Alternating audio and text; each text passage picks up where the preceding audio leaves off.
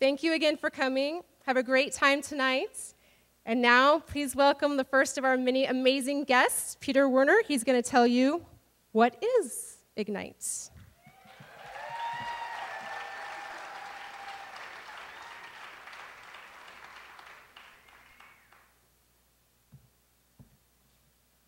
Good evening. My name is Peter Werner, and I was an Ignite Bend 6 presenter, and I monologued on understanding your credit. And tonight I'm going to talk about what is Ignite. But first, pay attention as I begin to recap, putting words and ideas stacked back to back. Just a couple of things about credit. Credit that's your street cred. I mean, that's your reputation. That's the way lenders judge you as a risk. So there's a couple points there to remember from the presentation. Also, grab your crotch when you're wearing nylon jumpsuits. Another key takeaway is your credit capacity. How you use your capacity is one of the big drivers of your credit score. So if you're consuming quite a bit of your capacity, that's bad, and it might reflect in a lower score. So try to avoid that. And the reason I felt it was important to present on this is because we don't teach this in school. We don't talk about this at all. So I felt that Ignite Bend was a great way to reach a number of people all at the same time in a friendly environment, I guess. But what is Ignite? Well, the first rule of Ignite Bend is you must talk about Ignite Bend. The second rule of Ignite Bend is you must talk about Ignite Bend. Because, why? Because it's exciting, isn't it? And if you're not excited about something to the level where you will get up here and present, or to the level where you'll show up for free to the Tower Theater and get excited about something, what are we doing? There's nothing much exciting in life. So in that respect, Ignite Bend will go on as long as it has to. As long as there are presenters willing to present something of value to the audience, and as long as we have volunteers to do it, Ignite will go on. Because what we're trying to do is reach each other. If we can find each other. And Ignite Bend is the best way to do that without having to fill out an online dating profile. So if you're here and ready to be engaged, then the speakers are here ready to engage you. And what that results in is an opportunity for all of us. And the opportunity is for me to be educated by people who know more than me on a particular topic, and that's for all of us. And the opportunity to get up and say something can be huge for some people. And as Morrissey once sang, any fool can think up words that rhyme. But what he meant was those who want to sing their life go one step further than just connecting rhyming words. And that was Jeanette in Ignite Bend 4, who actually sang on stage for us to show that she had confidence, to show that she could take a risk and accomplish this in front of a bunch of strangers. So I turned to my own cats for help, and my own cats said, hey, we're all about supporting each other, right? And that's what Ignite Bend is. The speakers, knowledgeable in their topic, supporting other people who want to know more and be excited. Bill Warburton in the last Ignite proved evolution. What he proved was that mountain bikes did not just rise out of the dirt. They didn't just come out of the dirt. They evolved from road biking and track biking. Thank you. So what is Ignite? 10 people, 20 slides, 5 minutes. Great for people with a short attention span who want to get the nuggets of wisdom, glean it, and get out right away. And here's what we want. Well, she's a little too dangerous, but what we want an audience who's ready to listen. We want presenters who are prepared and ready to speak.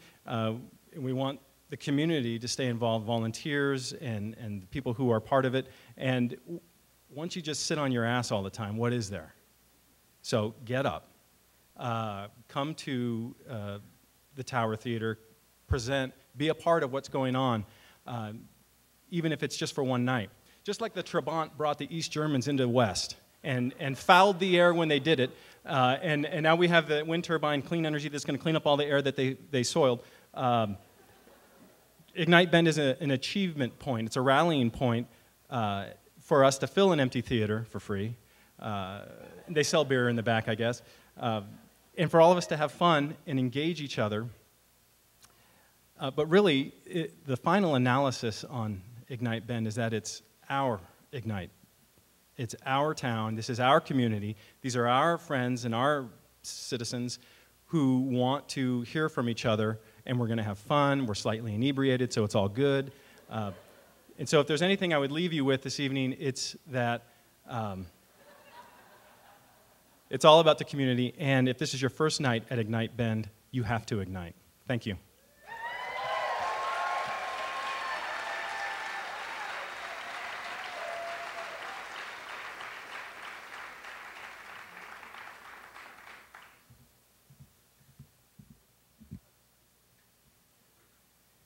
This is the longest minute of the whole presentation. Hi, everybody. My name is April, and tonight I'm here to talk to you about feminism. This talk has been marinating in my brain for a while because it feels like there are really a relative few amount of people who like to claim that label when they describe themselves. For me, feminism started brewing when I grew up in Michigan. In Holland, I started questioning traditional gender roles. In Kalamazoo, I went to college where I learned to apply a feminist lens to pretty much everything from Victorian literature to Victoria's Secret. And in Ann Arbor, I went to grad school and really solidified my progressive values. So what exactly is feminism? Well, one simple definition would be that a feminist is a person who answers yes to the question, are women human? Well, feminism is about women having intrinsic value as persons and recognizing all of their experiences. So feminism got women the right to vote.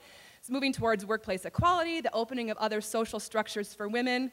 So we're good now, right? Everything's been fixed. Why does it even matter anymore? Well, this is one mindset that puts up a big boundary to modern feminism. And we have to deal with stereotypes. I mean, this sign pretty much says it all. So it's not to say that if you were to peek under my pant leg in the middle of January, you wouldn't find a lot of fuzz, but these stereotypes come from fear and insecurity of strong women. We're also dealing with a bit of backlash. We get choice feminism, where as a woman, any decision I make is inherently feminist. That means I can choose to support equality for women, or I can opt out. And some people think that's what feminism has earned them. That logic is a little faulty. Just take the Equal Rights Amendment. It's been brought up by Congress every year since 1982, but has not been ratified as an amendment to the Constitution.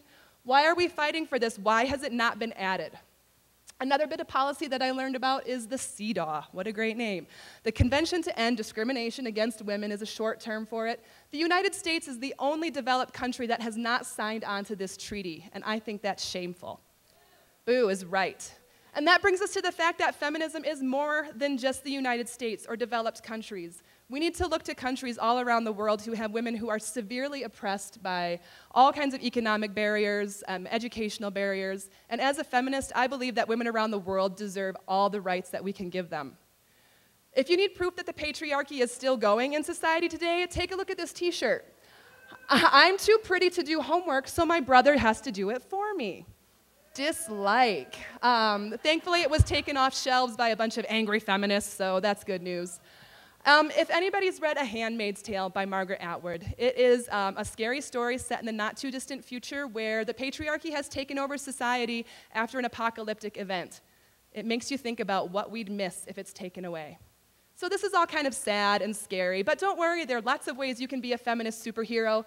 Just look at on Twitter, the feminist Hulk. He's ready to smash the patriarchy. It's one of my favorite posts by him. So to get started being your own feminist superhero, you can educate yourself. These are some of my favorite print resources and a couple of websites, along with the Amelia Bloomer Project, which is a book list that focuses on feminist books for children and teens to help combat those media messages. Once you're all fired up, you're going to start speaking up. You're going to let friends know that you're not going to take their sexist crap anymore. You are going to use the F word, and somebody may say, you're not very funny, you don't have a lot of humor, what's up with you feminists? But I have used lolcats in this presentation, so obviously feminists can be funny. If you're ready to take the next step, it's time to start writing letters and making donations if you can. Every little bit helps. There are tons of online letters that you can submit to your legislators to get them to support the ERA, the CEDAW. You can spend your money wisely. Economic development is a huge part in lifting oppression for women around the world. So find local women-run organizations and businesses. Support global organizations that find work for women around the world. And here we go. Look at that cat. Deconstructing the Barbie ideal. Loving your body is in itself a feminist action, and it's okay if it takes practice. Just remember, every time you say something bad about yourself, a kitten dies. This all comes down to being a role model. Let's show our students, our kids, everybody in our life, male or female, that being a feminist isn't scary. It may be a little hairy sometimes, but that's okay. But it's all about speaking up, being strong, and being okay with that. So feminism is usually referred to in waves, first, second, third. As we move forward in the 21st century, we're looking at feminism as taking more of a role in the online sphere. We're including our good friend men in the feminist movement. So the fourth wave, it's upon us. I hope that today my talk has gotten you excited about feminism and that you can all say it with me. Say it loud. I'm feminist and I'm proud. I'm a librarian downtown. Come talk with me if you need some more help with feminism. Thanks.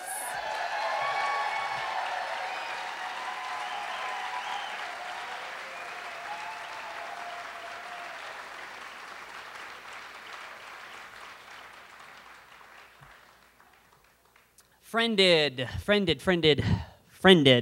You've probably all had that experience of being friended by someone out of the blue, someone you're not sure you know or at one time barely knew. When that happens to me, sometimes I think, ooh, just my luck. We're better friends now than those with benefits who get to get coffee. It usually happens from the top of the heap of social networking today through Facebook, Twitter, LinkedIn, MySpace, and the Plus. But now it's no fuss for us to stay connected to the human race. I'll read their invitation and ponder to myself, do you know me? No, it isn't so. There never was a time that I was more than just a face in a crowd. But now there is a place, a space to connect with those I never connected with before, a place to see a face that was never more than just a face in the crowd.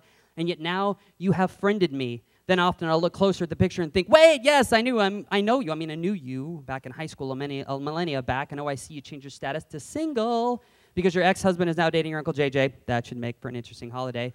And yes, your glamour shots do look spectacular. Did you apply that makeup with a roller, paint, and spatula? And then I'll see their latest update. OMG, I totally regret that drunken night at karaoke, sake, and vomit. Or OFL. And after I've gleaned all that information, those facts from their page, how close am I to really knowing them, and do I want to? Even so, we will get those invites because social networking is exploding exponentially. MySpace has the one user, Justin Timberlake. Google's Plus, 35 million. LinkedIn, 120. Twitter, 200. Facebook, 800 million users. Social networks are growing by leaps and bounds, and with a big market share still untapped because we live on a planet of nearly 7 billion. Of those, over 2 billion are plugged in like copper tops to the net. And of those, over 1 billion on social network sites, many of them habitually.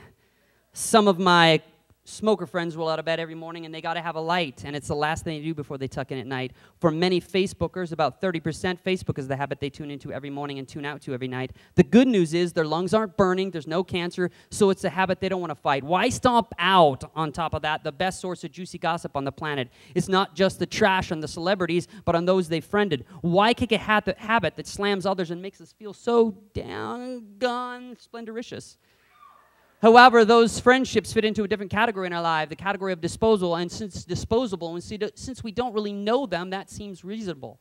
For many hip and happening social media users, though, about 57%, it is their preferred mode of connection with other human beings. Does that make them disposable? It seems social media has me and so many more, maybe you, glued to the screens of our Toshiba, Dell, Sony, and Macs. Therefore, the question might be, do we lack the ability to actually interact with the real people sitting next to us in the coffee house? Our eyes unable to focus on those with beating hearts, sipping cappuccinos by our sides because we are tied, bound, and wound to the almost personas, the maybe-me's we have put out in the WWW. I gotta be honest, I found myself at times, perhaps you have too, unable to pull myself away from some random friend. The one with a nefarious mustache, and as I peruse her wild adventures in Cancun, I find her quite mysterious and maybe a bit hot, if not for the luxurious forest of followers on her upper labium superius, which makes me reflect at the desperate measures we now take to connect what is at stake. Perhaps it's not as bad as all that, but 1 billion users growing daily might be an epidemic. Will I quit? Hell no. I'm an addict. Can it be good for you? Hell yes. There's still a few more uses than users. However, one thing that is slowly happening is that the more we connect with the net, the less we actually connect with the real human beings. So I ask, can we jumpstart our brains, rewire our minds, and reimagine what true connection is in a world where people prefer to see the maybe me I want them to see? For some out there, their lives seem more interesting in 140 characters or less. It is ordered, simple. There is no chaos. There is no mess. And if there is a mess, it can be manageable and maybe even just a little juicy and fun. Consequently, I'm haunted by this question. Have I allowed myself to be managed and manipulated so that the time I waste on a visual taste of people who are just a face in a crowd of pixels on a screen, a scene that brings me only closer to the persona of the maybe me we want to be, the maybe me we want all others to see? In order to really be friended, really extended, we have to really connect to the beings beyond the faces in the Facebook, the spaces in my space, between the tweets that we think have connected us to the race of man, because real connection requires real contact with real human beings. Beyond the web and beyond the clickety-clack of fingers on a keyboard, but all the way to the touch of hand-to-hand contact with screens closed down, real face to real face. That is the challenge, being willing to leave that inner space that takes no space, but the precious space of time in our lives, beyond the doing, to actually being together. Beyond the maybe you and the maybe me, to where it means something when we have befriended one another. Befriended each other.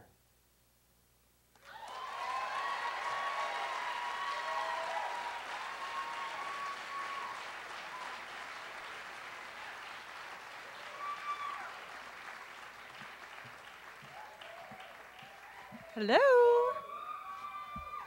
Hi, I'm here to talk about how to swim with dangerous sharks and not get eaten. I've been scuba diving with sharks for the last 10 years, a PADI dive master, and here to share some of my photography and useful tips in the water. So you may not know, but only a handful of people die from sharks a year, and you're 3 times more likely to die from a falling coconut or a vending machine. So, you can see here, this guy wasn't too lucky. So I definitely would watch out if you're trying to get a candy bar. So you may be wondering why so many people have this fear of sharks. And it's really because of a mechanical shark in this movie named Jaws. Everybody sings the theme song every single time they hear, I'm going to go on a shark dive. And they freak out, and they just think I'm going to come back eaten and marred. So here is a list of the top 5 most dangerous sharks with only a handful of people actually dying. And here is where I have gone to swim with them, as well as the age that I swam with them. So, I'm still here. I'm still living. So you may be wondering, which shark was the most shy? And I actually found it was the great white. It's the most feared shark, but I found that they were the most docile. And as they would swim up to us, they would just cruise and just chill. You kind of felt like you were doing yoga with the sharks underwater. So you may be wondering, what was the most curious shark? And it was definitely by far the tiger shark. They were definitely coming up. They were getting close with us. It definitely loved to come right eye to eye and then graze right by you. So you may be thinking, how am I still here? There I am to the right, taking a picture of that tiger shark, yes, without a cage. And so you may be thinking, I'm crazy, I'm nuts, I must have a death wish. But actually, I don't. I think these sharks are just beautiful. I love getting up and close and taking pictures of them. And they're wonderful, graceful, and beautiful creatures. So we took this trip to the Bahamas and spent a full week out there diving with them at night, during the day. There I am underneath one. There's a photo I shot to the left. And we were okay. So there's a few tips that you need to know if you do want to try partaking in this type of activity.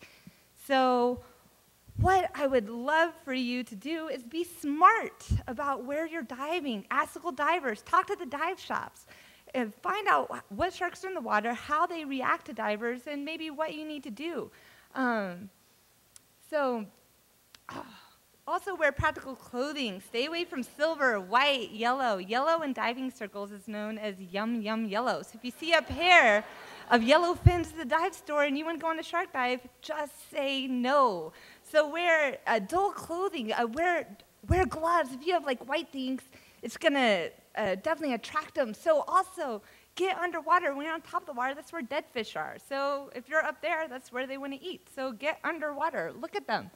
So also, you got to stay calm. And I know it's hard for me to stay calm up here, but underwater, you have to stay calm.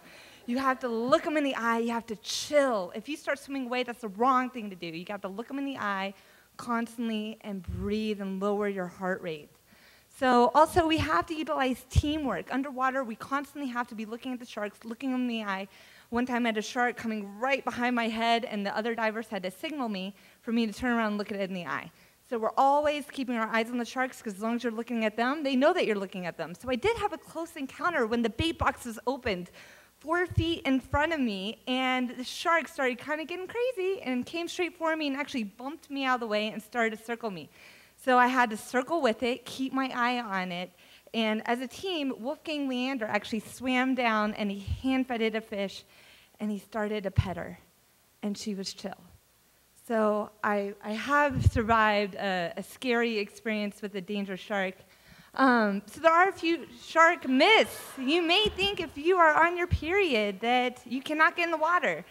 From experience, you're going to be okay. Sharks, if they bite off a hand, they usually spit it out. They don't really like the taste of us. So you may be concerned about how many sharks are eating humans, but it's only a handful a year, whereas really 9,127 sharks are being murdered by people every hour. So their shark fins are being cut off, they're being thrown back in the ocean.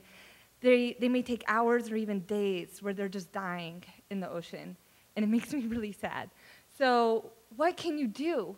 You cannot buy shark skulls or teeth or being sold on the street. You can spread the word and not partake in shark fin soup. So I hope I was able to share what glorious creatures they are and stay away from vending machines and coconuts.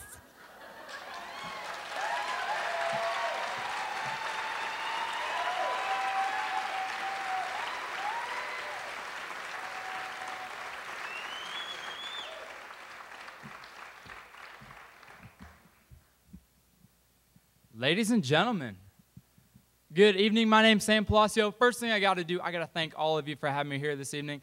Super excited to be here. I want to start off by talking a little bit about our families, because I don't care who you are, every single one of us has that one relative that we never talk about. For good reason, too. Because sometimes they can just be plain weird, plain weird. I mean, we all know it's awkward when you run into Uncle Kenny at the grocery store, especially when you have to tell him to put his pants on again. Where you at, Kenny?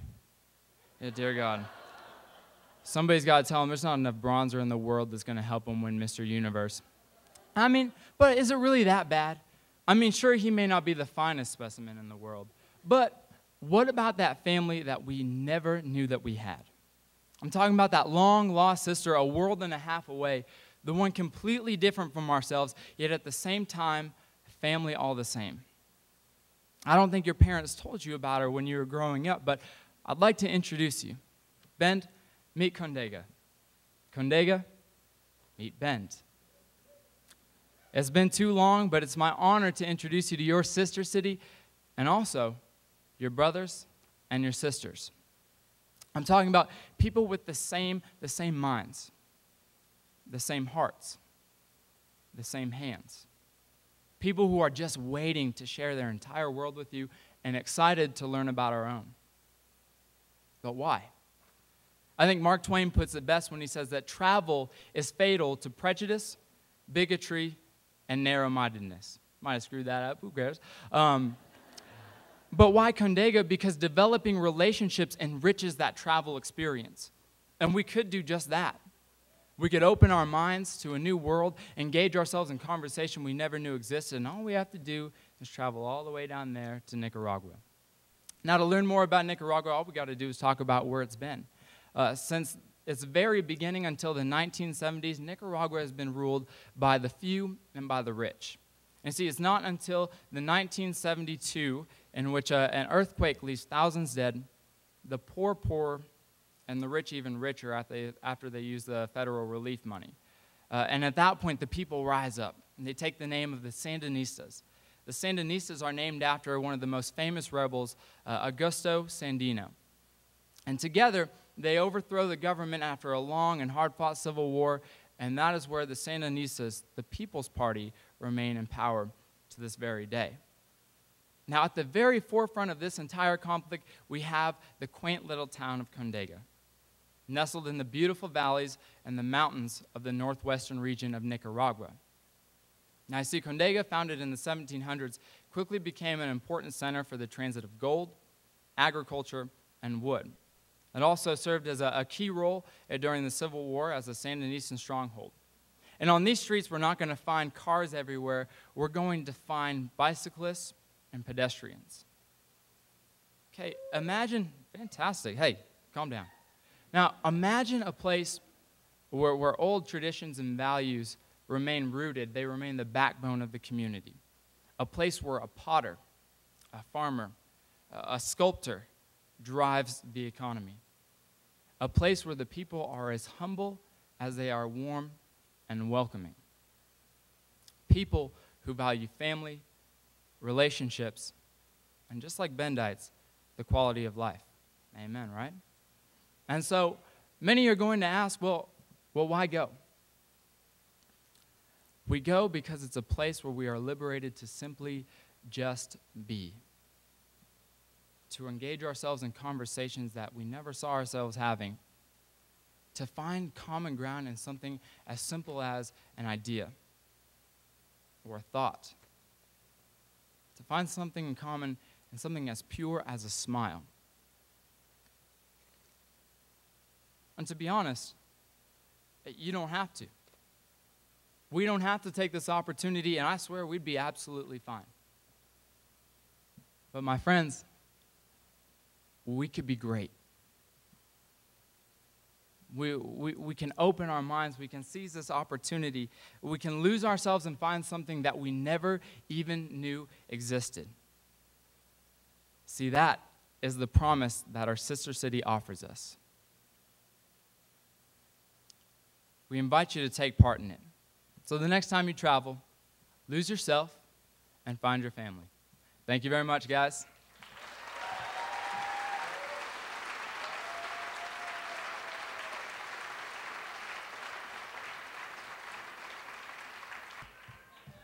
Without further ado, let's get the party started. Come on, Becky.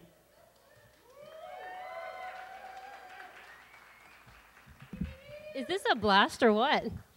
Okay, my name is Becky. I am an ophthalmology enthusiast. That means that I love eyes, I love the anatomy of eyes, and I have been working in it for 20 years, so I know a little bit about it, but it's amazing every single day. I swear I learned something else. So a little bit, a life without humor, it's been said, is not fully lived. And so I would like to discuss a type of a different humor. Although eyes are not necessarily humorous, there is humor.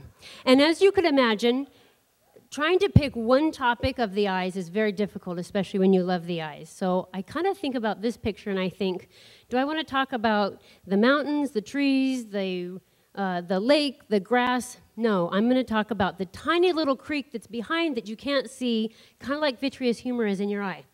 So I want to talk about vitreous humor, what it does, how it's produced, what it plays in the healthy eye, as well as what we would do without it. So the eye is an amazing, awesome thing, and I wish that I could talk for 3 hours about it, and even that wouldn't be enough. But I did try to put some little pictures or something that would give examples of what the eye looks like so that we can talk about the anatomy. First of all, aqueous humor is the fluid that is between your cornea and your lens. So this blue area here is where the aqueous is. It's very, very small part of the eye, not to be mistaken by the red part, which is vitreous. So all of us that have been to a routine eye exam, and I'm assuming that's all of us because eyes are so important to us, you have had the slit lamp brought up to you and they say, okay, we're going to be checking your eye pressure. Nobody likes it, but it's what we're doing. And what we're doing is we're checking your pressure of aqueous that's being produced in your eye. The aqueous humor keeps the intraocular pressure and it keeps maintains the cornea shape so that you see well. It also gives nutrients to the cornea and the lens. This is a little bit of the anatomy. So you've got the cornea, the lens. Right behind the lens is the ciliary body, so keep this in mind because this is a key player. And then in the back, you've got the lens, and then, ciliary body. The reason why this is really important is because the ciliary body, that really jumbled structure there, that is where all the aqueous is being produced, and then it takes this natural flow by the lens and then ultimately gets out the eye. I like to use the faucet, sink, and the drain analogy. So aqueous is like the faucet that is producing water, and the sink fills with water, and a good drain drains the water. Now, if you have too much water flowing into the sink and not enough drainage, you actually get too much water built up in the sink, and that's like a balloon that's overflowing with air. Vice versa, if you don't have enough water flowing out of the faucet and too much drainage, you have a deflated balloon. This here is just another picture of how the aqueous is produced and where it is flowing. I love the eye. So the ciliary body is building and is pressing through.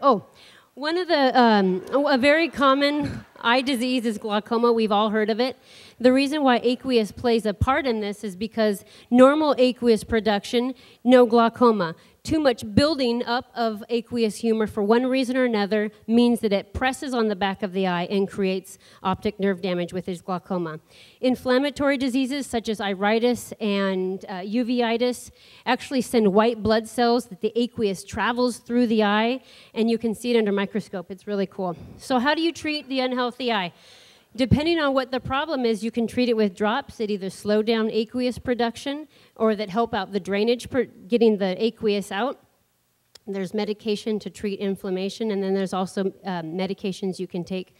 But I don't want to talk about that. I want to talk about surgery, because if I could really talk about anything, I would do it all night on this, because this is exciting. But there are laser treatments that can create better fluid to get out of the eye. Oh, gosh. Okay, so like this picture, I've decided to talk about aqueous, which is kind of like the creek hidden that we can't actually see in the picture, but it's so important to the actual picture. Aqueous is super important to us. If we didn't have it, we would not have vision. Aqueous is essential to vision. So for me, if I didn't have aqueous, I wouldn't do the things that I love. That's snowboarding and biking, being in Bend, seeing my kids, reading, travel, etc. I wouldn't do any of it, and neither would all of us. So I have adapted the quote to say, a life without aqueous humor is not fully lived. Thank you.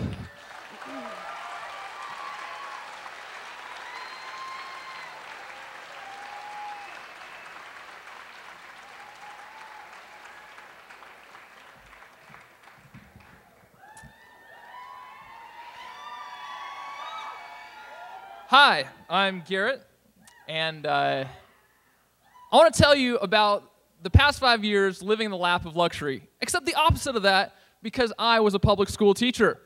And that experience can be boiled down into a single phrase that I would shout at a science teacher and he back at me down the hall of the class. Teach them good. Conviction. Now, I didn't sort of have a revolution in education in grad school. I got this at the back of a courtroom as 12 of my students were being grilled by a Supreme Court justice on what I had taught them. And see, the thing is like any presenter, I have 3 main points. Education is broken, we already fixed it, and you can fix it too. So, it's broken. You hear it all the time, everywhere. The third world nations have better math scores than us. And this is according to every super important organization where a lot of stodgy people with clipboards rifle through test scores, so you know the information's good. But where do they get that information? Standardized tests. The ultimate cop-out tool for administrators and policymakers. It's easy, it has goals, it drives the curriculum. It can be quantified, measured, harumphed about on NPR. But I'd argue that it's actually destructive to your child and every child's education. It's dangerous because they are the current measuring stick, the tool. Standardized tests have schools and teachers playing this dangerous game. We keep trying to throw these standardized banderillas into the bull's back when we could have just shot the bastard in the face and had filet mignon by now. I've seen teaching to the test. Kids have seen it. Your kids have seen it. I did it once. And as long as the feds are measuring school success that way, that's the way it is. And if we want to sort of stop students being interested in their education and learning, that's how we do it. But we fixed it. Remember the little story about my personal educational revolution in the courtroom? I'm not the only one who had it. In fact, a lot of amazing teachers in Central Oregon have also had it. We fixed it. We developed local tools, relied on local experts, and fixed education right here. How do we do it? We balanced the requirements for standardized tests with what we knew would create a rich education that produces incredible results. It's called problem-based learning, and it'll melt your face off. Or it should at least interest you. Problem-based education works because it places students in the midst of actually solving problems with real solutions, producing a real result. You see, to get to the desired result, you actually have to have the content to get you there. Everyone who has seen this model in the classroom recognizes that it works. The students say it works, the teachers say it works, the parents say it works, even the school boards say it works. But the state boards of education, the federal government haven't said.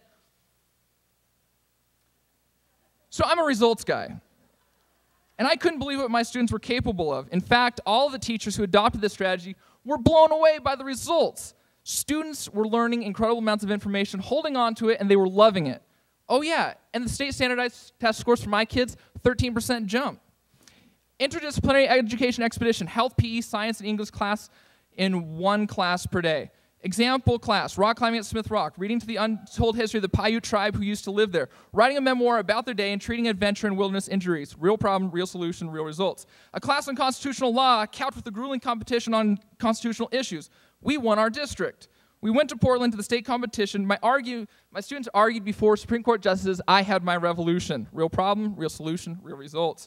A class where students learn the history of music and the arts and are tasked with putting on a performance no matter what their skill level. Students found themselves playing with Vince Gill, Michael McDonald, and Trombone Shorty, to name a few. Real problem, real solution, real results. Here's the thing.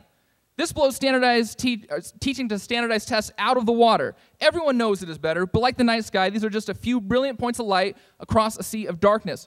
We need to spread the light. Let me let you in on a dirty little secret. School boards, principals, and state boards of education listen to parents and community members who talk the loudest. It's usually the parents who think their kid is just about to get into an Ivy League school if we can just teach them to take a test well. We need to drown them out with our yells for education that is amazing and treats our children right. Fix it with me. Write a letter, schedule a meeting with the principal, go to the next school board meeting. Slightly mention a lawyer's name if you have to and watch the eyebrows go up. So this is how a revolution starts. If you are a good and decent person and care about the future of children and our nation, look around, smile at each other. See, you're all good people. Now do the right thing. Thank you for being here, listening to me. Thank you for going out tomorrow and revolutionizing education with me, if not for the entire nation, then for right here in Bend. Because it boils down to a single phrase, teach them good.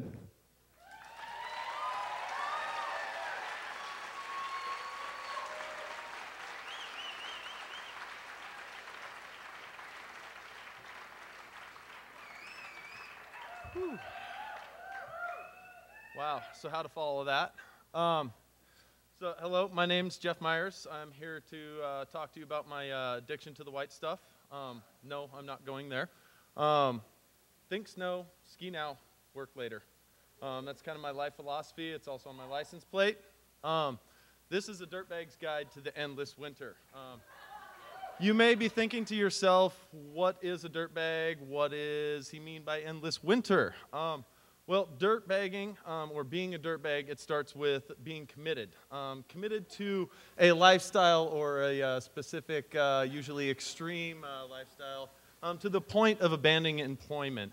Sometimes societal norms. I haven't abandoned employment completely, but I am an outdoor recreation professional. So as you can see, there's no fancy après-ski for après-ski. It's just PBR and whiskey for me. Home is where the heart is, but in this case, it may be just where you dig a hole. As you can see here, defining the endless winter, what is endless? It's something without ends, and winter, as far as I can tell, is any season between autumn and spring. What that means to me is that summer is fair game. There's snow in them Nar Mountains, and fortunately for me, I am a Northwest native, and so I have become creative in identifying where that snow is and where to find it. Thank you, Scott, by the way, for the beverage. As you can see here, it is joined at both ends. It's pretty much doesn't have an end. There's snow always somewhere, wherever you look for it. And if there's 12 months where there's snow existing, then that to me is an endless winter. The problem, of course, comes when you go to look for that snow in those months that people refer to as summer. I still think of that as winter. How do you get to that snow? I think of it as blood, sweat, and tears. Blood in the blisters, sweat in the hard work that you do, and tears when you cannot take another step because you've been hiking all day long. This is what we call backcountry snow riding. Backcountry snow riding, it's kind of great because it crosses barriers. There's snowboarders, also known as split boarders. There's randonnée, also known as alpine touring, and telemark skiing. They're all forms of backcountry snow riding, but basic idea is you hike up all day and then you hike, or then you get to ski down a little bit. Roughly a very, very little bit. In wintertime, an average day is basically like hiking up Pilot Butte 2.5 times. Oh, that's up and down, just to be able to ski down at one time. Most of the time, this means that you're going to be doing this through large amounts of snow. Fortunately, for those of you who like to go out and ski, that also means you get to ride down in that snow. As you can see, the time to hiking, and this is, well, wait a second now. This is the winter time, right? This is just winter time. The percentage of actual time out there is mostly spent hiking, very, very little amount skiing. Now, during the summer months, this is amplified to like times 10. An example of this little stat here is that I would actually have to hike up and down Pilot Butte 7.5 times just to be able to ski down it about twice, right? So if you think about that in regards to the amount of time that I spend hiking versus the amount of time that I spend skiing, it's probably not worth it to those folks that chase fresh snow all the time. It's one of those things that you just kind of have to do to experience it, right? So yes, there are great days. Yes, October 5th, 2 weeks after my birthday. I hate to say this, we had 2 feet of fresh snow in 2007. 2008, there are those days where you have sun cups the size of VW bugs. If you don't know what a sun cup is, it's basically an inverted mogul. So it's really weird. Yes, why would you put yourself through anything like this? Why would you hike for these long distances to ski very, very short lines or even, well, I can tell you it's amazing friends. I can't tell you the number of really, really close friends that I have in my life. I trust them with my life on a regular basis, and we have a great time, as you can see, and go to amazing places. As you can see, I also share it with my wife, and she loves to go to these amazing places as well. I cannot tell you the feeling you get when you're in a winter environment and all these busy places that we're all used to seeing. You basically are completely silent and quiet. And so really, the whole idea of this presentation is to inspire all of you to have an endless winter the rest of your life. Think local, ski the Northwest. Thank you, everybody.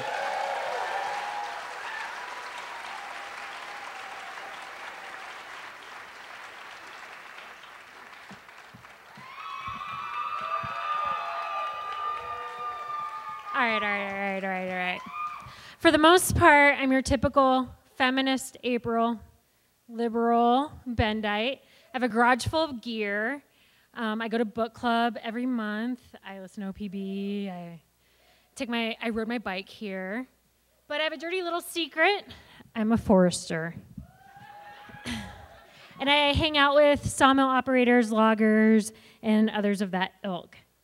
And to you, that might seem like a total blowout of the stereotype or ironic or not fitting the mold, but to me, it makes perfect sense. You know that feeling now when your tomatoes are finally getting ripe, that garden that you've cultivated all summer, now you're harvesting? That's how a lot of us feel when we get to harvest a forest that's been tended for 1, 2, or 3 generations. I love my tree farmers. How did a wildlife biologist, hippie, tropical worker become a forestry advocate? I'd like to think that it's the same way that Patrick Moore did, who's a former founder of Greenpeace and now a huge advocate of okay, don't freak out. These are graphs. I'm an academic. I couldn't help myself. Top graph, harvest has gone down in Oregon over the years. Bottom graph, consumption, the top line has gone. Where's our wood coming from? Oh, boreal and tropical forests. Places like Sierra de las Minas, Guatemala, where is a Peace Corps volunteer. Places with really thin soil, monsoon seasons, and unstable politics that lead to over-harvesting, monsoon, rainfall, mudslides, and the like. In Oregon, we have amazing soils. You can get trees that are 50 years old and 140 feet tall in the Coast Range. We have regulation. We have kind of stable politics. We can do sustainable forestry here, and I would argue that ethically we should be doing sustainable forestry here. Now I'm going to use the C word, and not in the feminist sense, but in the forestry sense. Don't be scared. Next time you see one along the side of the road, pull over, walk into a clear cut. Okay, you're all going to become foresters in 15 seconds. Trees work like carrots. They get really close together, they start growing up, they start competing for light and nutrients. You can thin them yourself or they'll thin themselves out. They keep growing and the cycle continues and continues. Now you're a forester. There's no right way to do forestry, though. In New England, you pick one hickory here, one ash there, one cherry here. Here in Central Oregon, we do ponderosa pine thinning. In the Coast Range, we have 18% slopes, rain and thin bark trees, you clear cut. Here's the cool thing about clear cuts. As a wildlife biologist, I know that we have more forested acres now than we did 300 years ago, and I also know that 50% of neotropical migrants need grass and ground shrub nesting to succeed. Also, our tomatoes, do we ask our tomato growers to do one tomato plant here, one tomato plant there, one tomato, I have a microphone issue. Clear cutting's efficient. It allows people to make a living. And I know you don't trust forestry, and part of that is forestry's fault. But Oregon has Oregon Forest Protection Laws, which you can download online, the illustrated manual, or email me, and I will give you a copy. And that regulates how large things need to be. Anyway, we can talk about that later.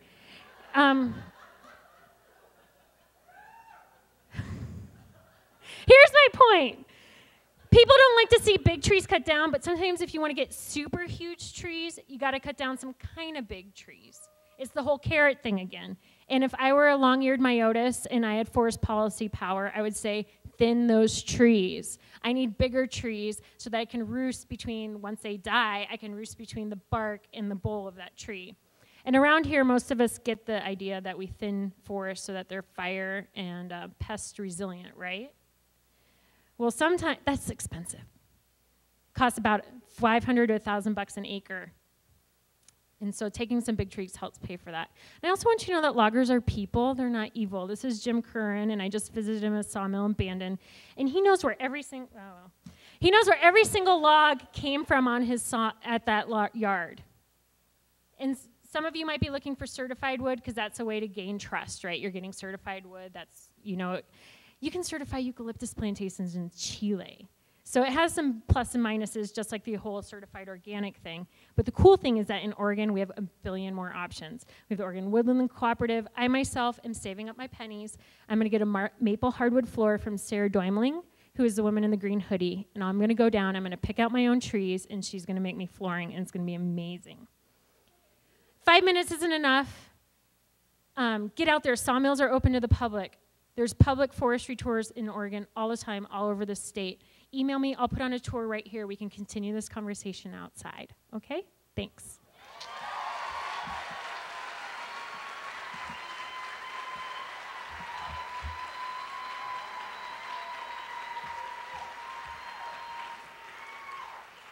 I think this will work for me. Excellent. Well done. Hello, my name is Tom Headley III. And in the next 5 minutes, I will expand on the metaphor, your couch is a door. And not some crazy Narnia door or being John Malkovich door. Rather, this is a door to inspiring experiences both here in Bend and across the far reaches of the globe. So this is my door to that world, that community. Couchsurfing is a worldwide community that connects hosts with travelers. And it's also, this slide is where travelers might start if they want to stay with my girlfriend Candy and me while they travel through Bend. I know what you're thinking. How could these people be safe if they haven't been fondled by TSA? Well, the reason I am up here tonight is because of the misinformed reaction to couchsurfing, which is what I call couch fright, the belief that nothing good can happen of letting strangers into your home, especially overnight. These are 3 of the non-invasive features, security features of the site.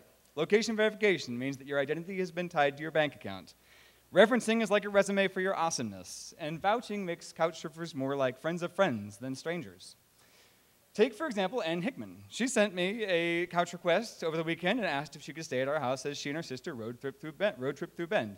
Candy and I looked it over and said, great, come stay with us. But some of you still think that when Annie shows up, looking so nice here in her profile, it'll go something like this. Well, it doesn't, I assure you. Couchsurfing is trust founded on security and common sense. If Jack Torrance showed up looking for liquor and death, you'd close the door. But that's not the case. As evidence, I give you Exhibit A, and Annie and her sister and Couchsurfers are right there in the audience today. Evidence. Statistics and faces. These are the first Couchsurfers my girlfriend and I ever hosted. Innocent girls from the Midwest. They're wonderful. So you should know. The positive references come from happy Couchsurfers, and happy Couchsurfers are easy to make. Couchsurfers are an easy lot. These two at Candy and I's place take very little accommodation, and they're only fed on a regular basis. They're very easy to work with. I know inspirational verbs need Venn diagrams like revolutions need committees, but I had to show you this one. Couchsurfing's mission is to create inspiring experiences, and I think that's the conflux of teaching, learning, and sharing. So how's this for inspirational? About 2 months ago, Candy and I hosted some Swedes, a pair of Swedes, as our first international Couchsurfers. We taught them how to make beer can chicken, and gauging from their reaction, they will leave forever thinking that Americans are culinary geniuses. So in return, they taught us how to make Swedish pancakes, but I think maybe they just made us crepes, but they were Swedes. And the pancakes were really, really delicious. This is us very seriously layering ice cream and strawberries. And take Ryan and Kendon here. These are our two on a beer journey across the world. They made Bend their stop. Candy and I had the pleasure of hosting them for a pub crawl. And remember, Couchsurfers are people just like us. Could you spot the Couchsurfer up here at Deschutes Brewing? So if Couchsurfing is... make sure I get this right. Hosting Couchsurfers brings the world to your door. So the flip side is that couches are all over the world waiting for you, even in Nicaragua. And remember, so I discovered Couchsurfing in 2008 in Guiyang, China. And I discovered that my hostess taught me the importance of scrutinizing delicacies from Open's The Fat Person Snack Square, and instead showed me siwawa, which is a tiny Chinese taco, characteristic of Guiyang. And in Nara, Japan, a Couchsurfer informed me that the local sacred deer at Nara Deer Park appreciate the occasional deer biscuit. And if you don't have enough of them, they appreciate your shirt. I also learned that always have an alternate place to stay is very important. So I spent most of my travels in Asia in the tropics. And when I showed up in Gotemba, Japan, and told my host David that I was going to summit Mount Fuji for the sunrise, he looked at me and handed me a big pile of warm clothes and said, have at it. And he'd done this many a Couchsurfer before, and it was made possible by him. It's very cold up there. So as I wrap this up and bring it into the home stretch, I'll bring it back to Bend. This is a group of strangers who left as friends at this table. We decided at this first meeting that we would meet monthly, and we would become a Bend Couchsurfing group, seriously. And so we did. The next month, we reached out to some of the 150 or so members. We spread the word. We met at Jackson's Corner, doubled our group size, drank many a beer, shared many a story. And we committed to do this until the end of time. So we are, is the whole idea. Now we meet monthly, and right now, this is our first 2 stops along the Bend Ale Trail. Our next one is coming up at the beginning of October. And I assure you, if you see this flag, first, know somebody who can fix it and repair it and make it better. It's right there. But also, come join us. So in closing, Couchsurfing is safe. The only danger is being eaten by a rogue hide-a-bed after a long night out with Couchsurfers. I'm Tom Headley III. Thank you.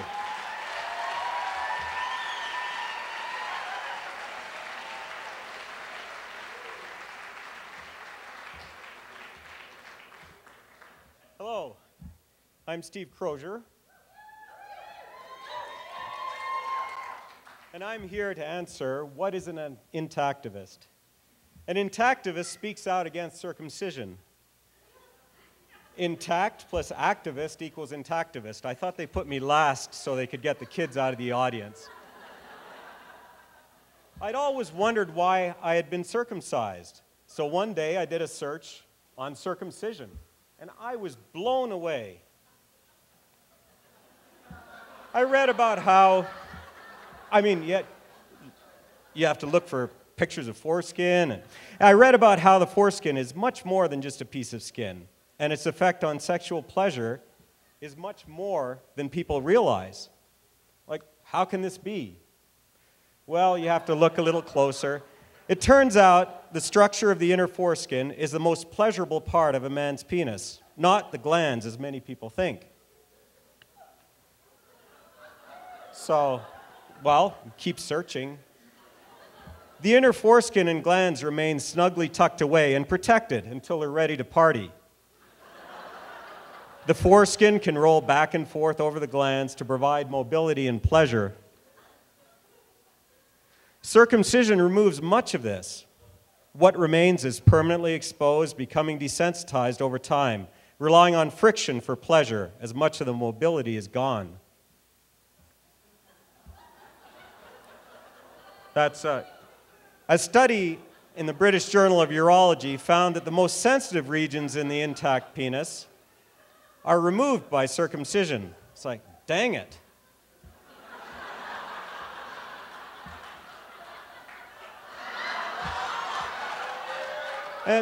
Many women find sex more comfortable and pleasurable with the cushioning and gliding action of the foreskin. It's about the best image I could come up with to illustrate. About 1/2 of baby boys born in America today are taken from their mother, strapped naked, spread eagle to a circumstraint. The baby's foreskin is naturally fused to his glands and must be torn from his glands. This, along with the clamping, crushing, and cutting of the foreskin, is excruciatingly painful. The circumstraint actually needs to be bolted to the counter because the baby bucks so hard as he struggles against the restraints. Pain control is not always used, the number one reason being concern over adverse drug side effects. Bleeding, swelling, and hematoma have all been observed when using dorsal penile nerve block. It's a big needle for a tiny little penis. The manufacturer of EMLA even had a warning: EMLA cream is not recommended for use prior to circumcision in pediatric patients. And it doesn't even eliminate the pain. A group of nurses noted circumcision adversely affected the behavior of babies. Their concern was borne out by an MRI study where they used an MRI machine and it detected permanent changes to the brain of an uncircumcised infant. So why? It's not necessary. Most men in the world are intact, have no problems, and choose to stay that way. Well, it's not that the babies are clamoring for it themselves. Some may wonder about the ethics of cutting perfectly healthy body parts off a non-consenting, defenseless baby. Supposed medical reasons can be discounted by comparing statistics between the USA and Europe, where just about all men are intact. For example, AIDS is much more prevalent in the USA, yet more men are circumcised. During the prudish Victorian era, American doctors adopted circumcision and other genital mutilations to control sexual behavior in both boys and girls. Girls were circumcised too, for the same reason as boys. The original reasons were forgotten and replaced by new ones.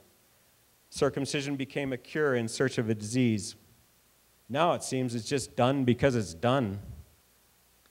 One expectant mother described her husband as like a robot programmed to execute the circumcision command.